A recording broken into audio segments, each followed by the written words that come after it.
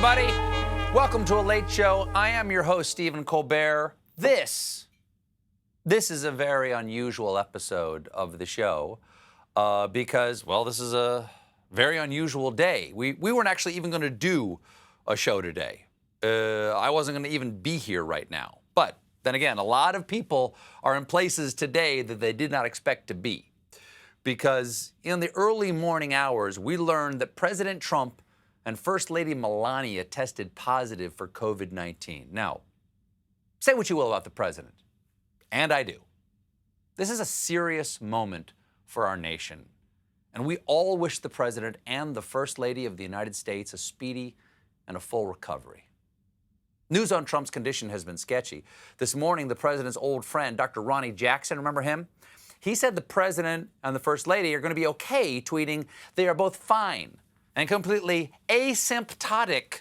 The president is in very good health and has no comorbidities." Yes, he doesn't have a single symptot. And there's nothing wrong with his bites, let alone his morbidities. If Donald Trump ever wants less bites, that's when we should worry. But the disgraced doctor might be shockingly wrong, and not just because he is no longer the president's doctor. No, it's because later we learned that Trump actually has had some symptoms.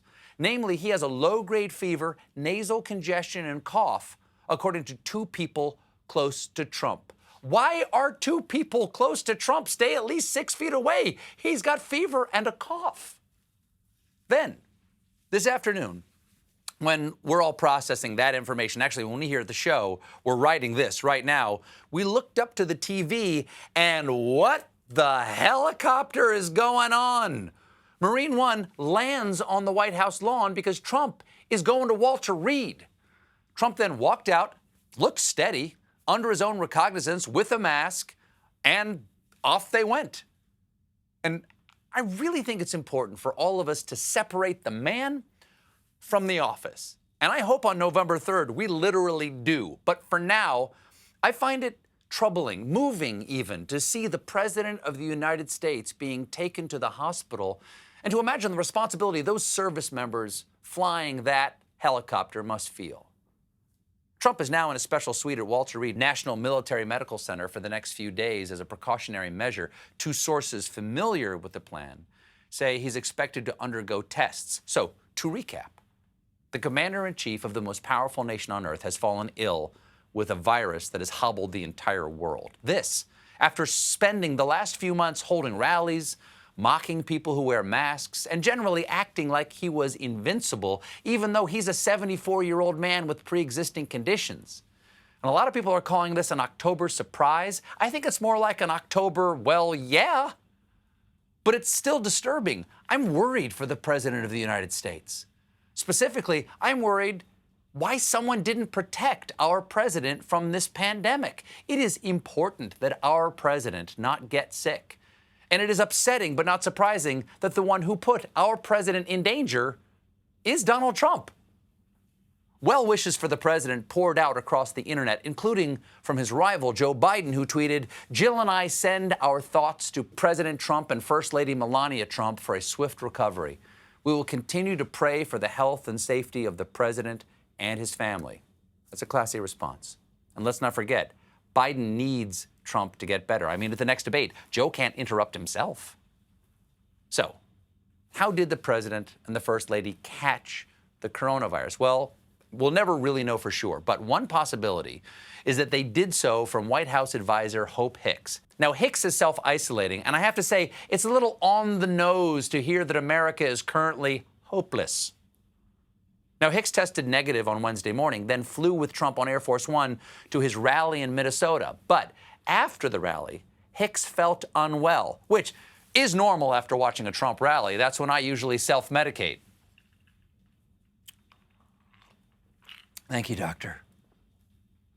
On the way back, Hicks isolated herself aboard Air Force One. Okay, but can you really isolate yourself on a plane? You're all sharing the same space and the same air. Hey, I've got leprosy, but don't you worry. I'll quarantine on the other side of this hot tub. Now, shortly thereafter, Hicks tested positive, and Trump learned the news on Thursday morning. But the White House didn't tell anybody. They had hoped to keep the news about Ms. Hicks from becoming public. That is not exactly responsible. You don't see these safety instructions in stairwells. In case of fire, tell no one. Shh. You can't keep a positive test secret because then how do you do contact tracing? And in the days around her positive test, Hope Hicks came in contact with a whole lot of people to trace, including Jim Jordan, Rudy Giuliani, Mark Meadows, Kayleigh McEnany, Stephen Miller, and Trump's kids. And you know the kids are going to spread it. Eric still hasn't learned how to close his mouth all the way. Technically, and logically, and ethically, the White House should have alerted all of those people, but they didn't. So even though she should be in quarantine, Kayleigh McEnany held her daily press conference without a mask because she did not know Hope Hicks had tested positive until after her briefing yesterday. They kept her in the dark, and really, that's Kayleigh's job. Hopefully, this will end the press secretary tradition of beginning every press conference by licking Jim Acosta. Of course, it's entirely possible Trump was the super spreader himself because some of Trump's closest aides sensed on Wednesday that the president was feeling poorly. The president seemed exhausted. Okay, but according to studies, people may be contagious for about 2 days before developing COVID-19 symptoms. 2 days. So, if he was feeling down on Wednesday, that means he may have been contagious when he debated Joe Biden. And remember, Trump wouldn't stop talking straight at Biden. Joe was in the splash zone. Forget a mask, he should have been wearing a poncho like he was at SeaWorld. Now we know the vice president was just encouraging safe hygiene when he said this. Will you shut up, man? Listen, Now, so far, Joe and Jill Biden have tested negative.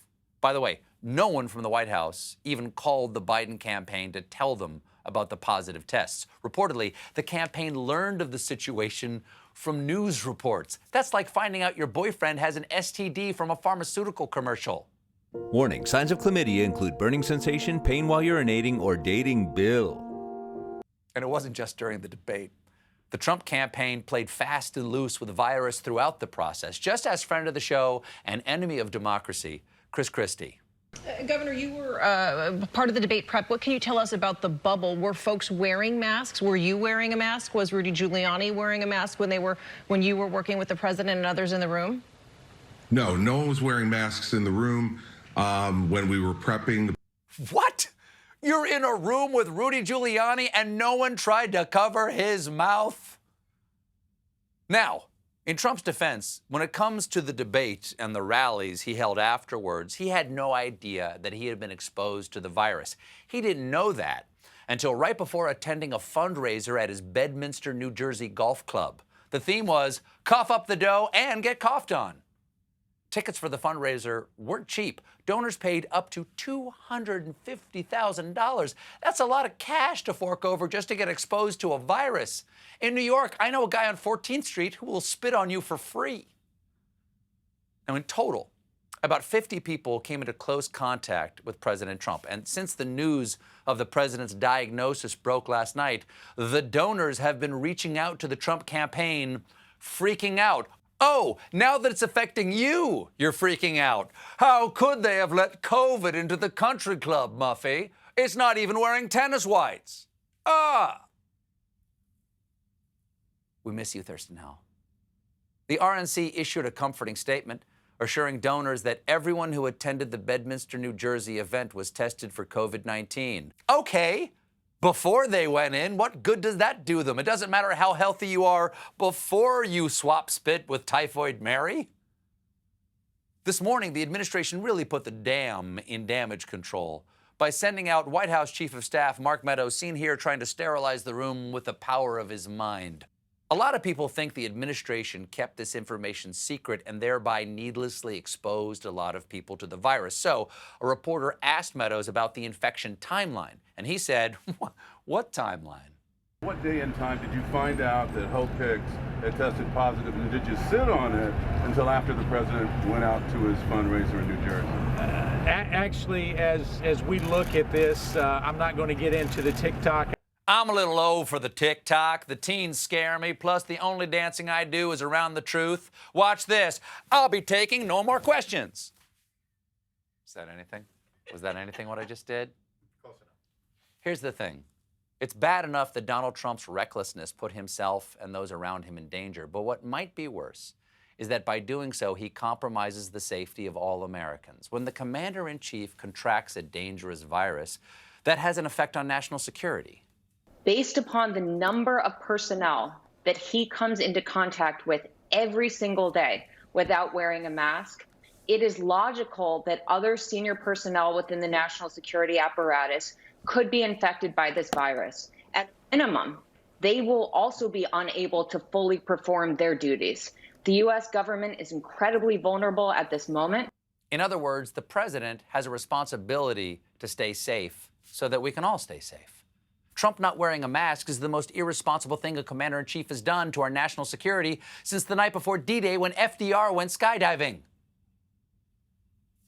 Now, a lot of people are experiencing schadenfreude right now. In fact, Merriam-Webster reports a 30,500% spike in searches for schadenfreude after Trump's COVID diagnosis. But I, for one, take no pleasure in Donald Trump being sick. Because like him or not, and for the record, not. He is the president. It is his job to run the country. That's a tough job for anybody.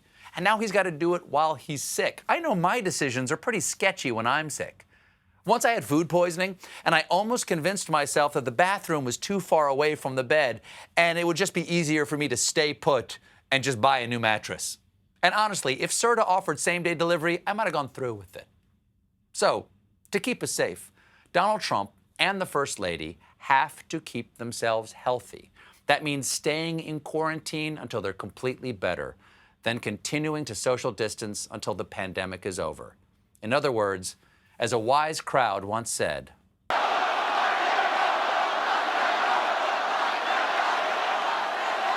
we've got a great and unexpected show for you tonight. I'll be Zooming with 60 Minutes correspondent John Dickerson about the political implications of what has happened today. But when we return, I've got a lot of questions for CBS's chief medical correspondent, Dr. John LaPook. Stick around.